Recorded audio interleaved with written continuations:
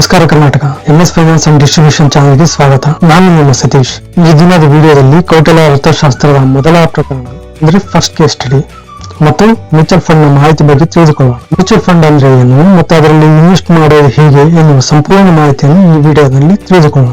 ಸ್ನೇಹಿತರೆ, ನಮಗೆ ಪ್ರತಿ ತಿಂಗಳು ಸ್ಯಾಲರಿ ಬರುತ್ತೆ ಅಥವಾ ವ್ಯಾಪಾರದಿಂದ ನಮಗೆ ಹಣ ಬರುತ್ತೆ. ಈ ಹಣವನ್ನು ನಾವು ಬ್ಯಾಂಕ್ನಲ್ಲಿ ನಾವು ಸೇವ್ ಮಾಡುತ್ತಾ ಹೋಗುತ್ತೇವೆ.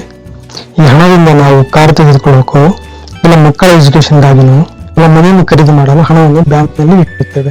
ಸ್ನೇಹಿತರೆ, ಈಗ ನಾವು ಸೇವಿಂಗ್ ಮಾಡುವ ವಿಧಾನಗಳನ್ನು ನೋಡ್ತಾ ಹೋಗೋಣ. ನಾವು ಅರ್ನ್ ಮಾಡಿದ ಹಣದ ಸ್ವಲ್ಪ ಭಾಗವನ್ನು ಬ್ಯಾಂಕ್ಗಳಲ್ಲಿ ಹಾಗೆ ಸೇವ್ ಮಾಡ್ತಾ ಹೋಗುತ್ತೇವೆ. ಹಣ ವಿಧಾನದಲ್ಲಿ ಇದು ಉತ್ತಮ ಪದ್ಧತಿ ಆಗಿರಬಹುದು, ಆದರೆ ಈಗಿನ ಕಾಲದಲ್ಲಿ ಇದು ಅಷ್ಟು ಉತ್ತಮವಾದ ಪದ್ಧತಿ ಅಲ್ಲ ಅಂತ ಹೇಳ್ಬೋದು. ಯಾಕೆ ಉತ್ತಮವಾದ ಪದ್ಧತಿ ಅಲ್ಲ ಎಂದು ನಾವು ತಿಳಿಯುತ್ತಾ ಹೋಗೋಣ. ಸ್ನೇಹಿತರೆ, ಬ್ಯಾಂಕ್ನಲ್ಲಿ ಉಳಿಸಿದ ಹಣ ಅದರ ವ್ಯಾಲ್ಯೂ ಕಡಿಮೆ ಆಗುತ್ತಾ ಹೋಗುತ್ತದೆ.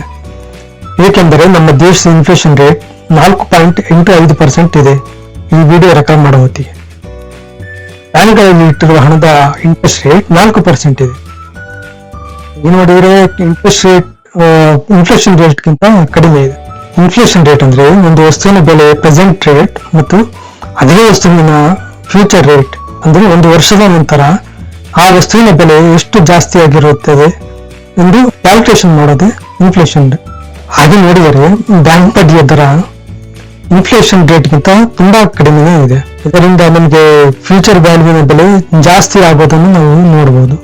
ನಾವು ಸೇವಿಂಗ್ಸ್ ಮಾಡಿರೋ ಹಣದ ವ್ಯಾಲ್ಯೂ ಕಡಿಮೆ ಆಗದೇ ಇರೋದಕ್ಕೆ ನಾವು ಇನ್ವೆಸ್ಟ್ಮೆಂಟ್ ಮಾಡಬೇಕು. ನಮ್ಮ ದೇಶದಲ್ಲಿ ಪ್ರಮುಖವಾಗಿ 4 ತರದ ಇನ್ವೆಸ್ಟ್ಮೆಂಟ್ ಪ್ರಮುಖವಾಗಿ ಕಾಣಬಹುದು. Investment diversification ಅನ್ನುತ್ತೇವೆ.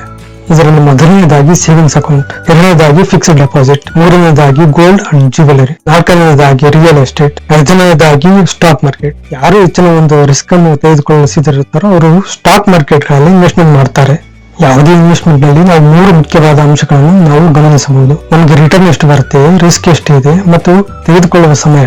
ನಮ್ಮ ದೇಶದ ಇನ್ಫ್ಲೇಷನ್ ರೇಟ್ ಅಟ್ ಪ್ರೆಸೆಂಟ್ 4.85% ಇದೆ. ಹೆಚ್ಚಿನ ರಿಟರ್ನ್ ನಮಗೆ ಸಿಗಬೇಕು ಮತ್ತು ರಿಸ್ಕ್ ಎಷ್ಟಿದೆ ಅಂತ ಲೆಕ್ಕಾಚಾರ ಹಾಕಬೇಕು. ಇನ್ವೆಸ್ಟ್ಮೆಂಟ್ ಮಾಡಿ ನಮ್ಮ ಎಲ್ಲಾ ಹಣವನ್ನು ನಾವು ಕಳೆದುಕೊಂಡರೆ ಅದರಿಂದ ಏನು ಉಪಯೋಗವಿಲ್ಲ. ಮತ್ತು ನಾವು ಎಷ್ಟು ಸಮಯದವರೆಗೆ ಇನ್ವೆಸ್ಟ್ಮೆಂಟ್ ಮಾಡುತ್ತೇವೆ, ಹೆಚ್ಚಿನ ಸಮಯವನ್ನು ತೆಗೆದುಕೊಂಡರೆ ಅದರ ಲಾಂಗ್ ಟರ್ಮ್ ಇನ್ವೆಸ್ಟ್ಮೆಂಟ್ ಮಾಡುವುದರಿಂದ ನಮಗೆ ಹೆಚ್ಚಿನ ರಿಟರ್ನ್ ಸಿಗುತ್ತೆ. ಬೇಸಿಕ್ ರೂಲ್ಸ್ ಏನಂದ್ರೆ ಟೈಮ್ ಜಾಸ್ತಿ ಆದ್ರೆ ರಿಸ್ಕ್ ಜಾಸ್ತಿ ಆದ್ರೆ ರಿಟರ್ನ್ ಜಾಸ್ತಿ ಆಗುತ್ತೆ. ನಮಗೆ ಜಾಸ್ತಿ ರಿಟರ್ನ್ ಸಿಗಬೇಕಾದ್ರೆ ಜಾಸ್ತಿ ಸಮಯ ಕೊಡಬೇಕು, ಅಂದ್ರೆ ಲಾಂಗ್ ಟರ್ಮ್ ಇನ್ವೆಸ್ಟ್ಮೆಂಟ್ ಮಾಡಬೇಕು.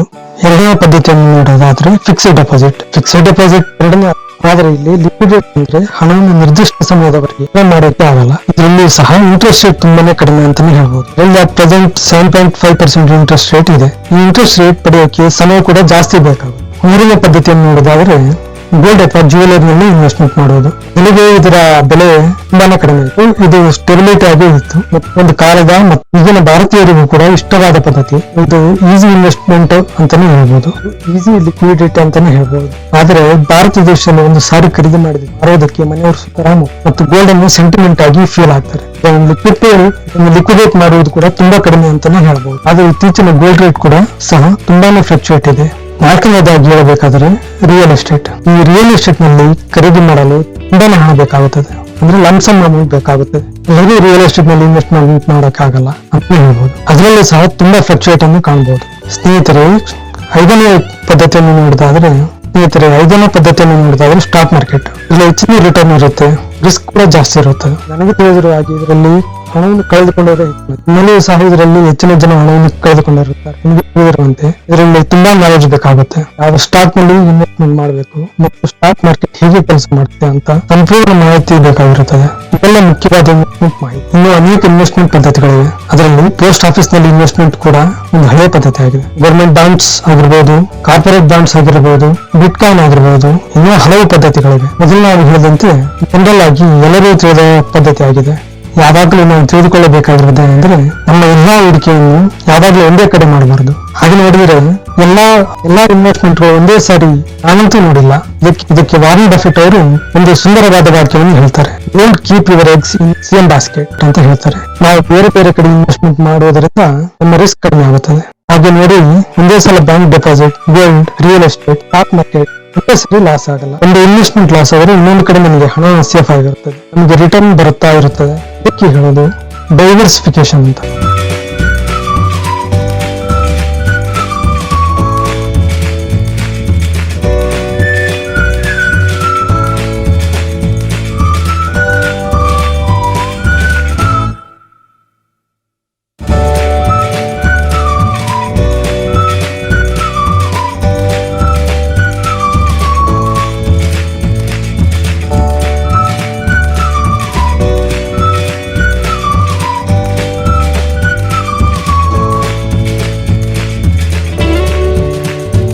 ನಮಗೆಲ್ಲ ತಿಳಿದಿರುವಂತೆ ಇದು ಭಾರತೀಯ ಗ್ರಂಥವಾಗಿದೆ. ಗುಪ್ತ ಮೌರ್ಯನು ಅಷ್ಟು ಅದ್ಭುತವಾಗಿ ರಾಜ್ಯವನ್ನು ಕಟ್ಟಿ ಸುಪ್ರಸಿದ್ಧನಾಗಿರುವುದಕ್ಕೆ ಹಿಂದಿರುವ ರಹಸ್ಯ ಕೌಟಿಲ್ಯನೇ ಎಂದು ಹೇಳಬಹುದು. ಒಂದು ದೇಶದ ಆರ್ಥಿಕ ಪ್ರಗತಿಯು ಅತ್ಯಂತ ಉನ್ನತವಾಗಿರಬೇಕಾದರೆ ಅದರ ಪಾಲಿಟಿಕ್ಸ್ ಅಡ್ಮಿನಿಸ್ಟ್ರೇಷನ್ ಅದ್ಭುತವಾಗಿರಬೇಕು. ಈ ವಿಷಯದಲ್ಲಿ ಚಾಣಕ್ಯನು ಒಂದು ಕೈ ಮೇಲೆ ಎಂದು ಹೇಳಬೇಕು. ಏಕೆಂದರೆ ಅರ್ಥಶಾಸ್ತ್ರವನ್ನಾಗಿ ಮಾತ್ರ ನೋಡದೆ ಪಾಲಿಟಿಕ್ಸ್ ಅಡ್ಮಿನಿಸ್ಟ್ರೇಷನ್ ರಾಜನಿಗಿರಬೇಕಾದಂತಹ ಎಲ್ಲ ಸ್ಕಿಲ್ ಸೆಟ್ಸ್ ಗಳ ಬಗ್ಗೆ ಈ ಗ್ರಂಥದಲ್ಲಿ ಹೇಳುತ್ತಾ ಹೋಗುತ್ತಾನೆ. ಇಂತಹ ಅದ್ಭುತ ಗ್ರಂಥ. ಇತ್ತೀಚಿನ ದಿನಗಳಲ್ಲಿ ವಿದ್ಯಾರ್ಥಿಗಳು ತಮಗೆ ಸ್ಕಿಲ್ ಸೆಟ್ಸ್ ಇಲ್ಲದೆ ಒದ್ದಾಡುತ್ತಿರುವುದನ್ನು ನಾವು ನೋಡುತ್ತೇವೆ. ಕಾರಣ ನಮ್ಮ ಈ ಮೆಕ್ಯಾನಿಕಲ್ ಶಿಕ್ಷಣ ಪದ್ಧತಿ. 15 ವರ್ಷ ಡಿಗ್ರಿ ಮುಗಿಸಿದ ವಿದ್ಯಾರ್ಥಿ ತನಗೆ ಜಾಬ್ ತೆಗೆದುಕೊಳ್ಳಲು ಅನೇಕ ಕಂಪನಿಗಳ ಸುತ್ತ ಹೆಣಬೇಕಾಗುತ್ತೆ ಮತ್ತು ಅನೇಕ ಇನ್ಸ್ಟಿಟ್ಯೂಟ್ಗಳ ಸುತ್ತ ಇರುವಂತಹ ಪರಿಸ್ಥಿತಿ ನಮ್ಮ. ಆದರೆ ಕೌಟಿಲ್ಯನು ರಾಜನಿಗಿರಬೇಕಾದಂತಹ ಎಲ್ಲ ಸ್ಕಿಲ್ ಸೆಟ್ಸ್ ಬಗ್ಗೆ ಕೌಟಿಲ್ಯನು ಈ ಗ್ರಂಥದಲ್ಲಿ ವಿಸ್ತಾರವಾಗಿ ತಿಳಿಸುತ್ತಾ ಹೋಗುತ್ತಾನೆ. ಮೊದಲನೇ ಅಧ್ಯಾಯ ಪ್ರಾರಂಭವಾಗಿದೆ ಸ್ವದೇಶ ಚಿಂತನೆ ಎಂಬ ಅಧ್ಯಾಯದಿಂದ. ಇಲ್ಲಿ ಕೌಟಿಲ್ಯನು ರಾಜ ಎಂದು ಹೇಳದೆ ರಾಜನು ಒಬ್ಬ ಸೇಂಟ್ ಅಥವಾ ರಾಜಋಷಿ ತರ ಇರಬೇಕೆಂದು ಹೇಳುತ್ತಾನೆ. ರಾಜಋಷಿ ಅಂತಲೇ ಕರೆಯುತ್ತಾನೆ. ರಾಜನಿಗೆ ತಿಳಿದಿರಲೇಬೇಕಾದ ವಿದ್ಯೆಗಳ ಅನೇಕ ವಿಷಯಗಳನ್ನು ಈ ಗ್ರಂಥದಲ್ಲಿ ತಿಳಿಸುತ್ತಾ ಹೋಗುತ್ತಾನೆ. ಯಾವುದೇ ವಿದ್ಯೆಯನ್ನು ಕಲಿಯಬೇಕಾದರೆ ಅದರ ಉದ್ದೇಶ ಅಥವಾ ಗೋಲನ್ನು ನಾವು ತಿಳಿದಿರಬೇಕು. ಎರಡನೆಯದಾಗಿ ನಮ್ಮ ಹಿರಿಯರನ್ನು ಯಾವಾಗಲೂ ಸಂಪರ್ಕಿಸುತ್ತಿರಬೇಕು. ಇಬ್ಬರ ಸಂಯೋಗದಿಂದ ಅವರ ಡಿಸಿಷನ್ ಮೇಕಿಂಗ್ ಅನ್ನು ನಾವು ಕಲಿಯಬೇಕಾಗುತ್ತೆ. ಇತ್ತೀಚಿನ ದಿನಗಳಲ್ಲಿ ಒಂದು ಪ್ರಾವರ್ಬ್ಯನ್ನು ನಾವು ನೋಡಬಹುದು. ವಯಸ್ಸಿನಲ್ಲಿರುವವರಿಗೆ ನೀಡಿರ್ಬೋದು, ಆದರೆ ವೃದ್ಧರಿಗೆ ಅಥವಾ ಹಿರಿಯರಿಗೆ ಅವರ ರಸ್ತೆ ಏನೆಂಬುದಾಗಿ ಅವರಿಗೆ ತಿಳಿದಿರುತ್ತದೆ.